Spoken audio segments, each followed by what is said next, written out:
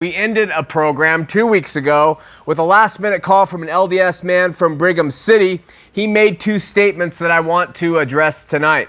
These statements, if you don't think about them, they sort of seem to make sense, and they're often used by the LDS. Upon examination, though, they're quite ludicrous. First, he said something to the effect of, I've been watching your show and hearing you talk about blacks in the priesthood and polygamy and blood atonement and Mountain Meadows massacre. And he said, I think you need to look at the big picture. The big picture is what he said. The inference being that we are focusing on issues that are no longer pertinent to the Mormon faith, and we need to present a wider view. Now think about this. If anyone is looking at the big picture, it is those people who are willing to examine Mormonism and all that it has been, all that it continues to be. That is the big picture. There are millions of people in Mormonism today who selectively examine it through their own needs. I need my family to be happy. So they look just at things that the church says about families. I want to know about the Book of Mormon. I believe it's true. So they only read the things that support the Book of Mormon. The caller, well, they will say, we are Christian. Look, our name, the name Jesus Christ, is in the name of our church, as though that would make them Christian. The caller that called 2 weeks ago, he even said, I named my son Christian. That shows that I'm a Christian. I mean, where does this stuff come from? This is not big picture stuff. It's not looking at the big picture. The truly big picture is to look at all of it.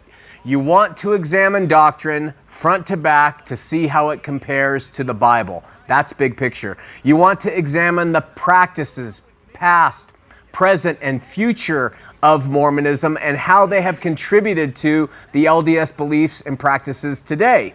You want to be able to openly and freely admit that you have discovered things that are disturbing, false, even evil. That's big picture thinking. If you are afraid to do that, that is narrow-minded picture. So the second statement the caller made was 2 weeks ago, was very Mormonicious, and he slipped this in and he said, if you want to know about Mormonism, you go to Mormons. If you and this is Mormonicious logic, and we use it on our missions all the time. If you want to know about a Ford, Mr. Jones, would you go to the Chevy dealership?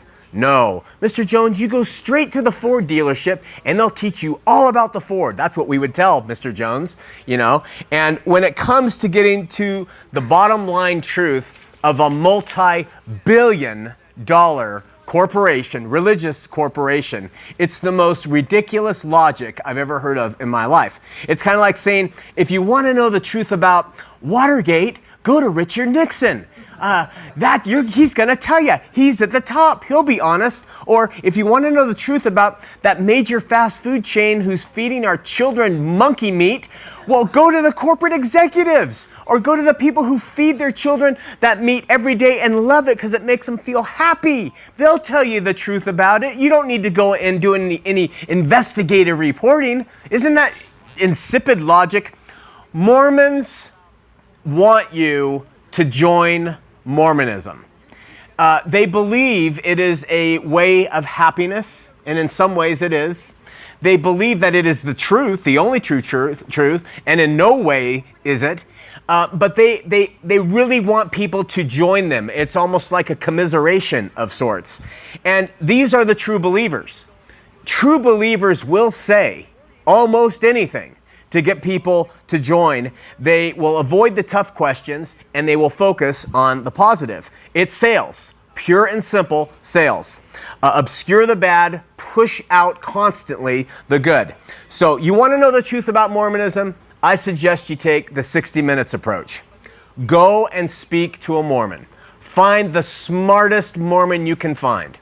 And take your toughest questions to them and listen to what they have to say about Mormonism. Listen closely, take notes, record it if they'll let you, and just examine what they have to say. Then go to somebody who has been or is a scholar about Mormonism, okay? Not somebody who's bitter or angry against them, but someone who really knows their stuff. And then ask them the same questions. Now, the interesting thing is where the LDS will back up their claims with clean corporate imagery, and true believers will deliver their message with tears, just so heartfelt. It will all be this emotional attachment. Those who know and have left Mormonism will support it through evidence. They will give you what the history has been. They'll tell you what the doctrines have been. They'll tell you what the practices and doctrines are today. They know, and they don't have anything to hide. Let me ask you something. What benefit do these ministries have if somebody in Brazil, for instance, our ministry, we get emails now from all over the world, literally, and people will say, hey, I found out about Mormonism through you guys. Thank you so much. I was able to dodge the missionaries almost pulling me in, or I've left. But what benefit does it do us for some couple in Brazil to learn about Mormonism through a YouTube video, and they come to know the Lord, and they go on and they live Christian lives? They're not going to send us money. They're thankful that we got that out there, but they have a relationship with the Lord. We have no vested interest but to see people come to the truth of the living God and to be free from the bondage of religious institutions, multi-million-dollar conglomerate, worldwide religious institutions headed by a man who calls himself the prophet.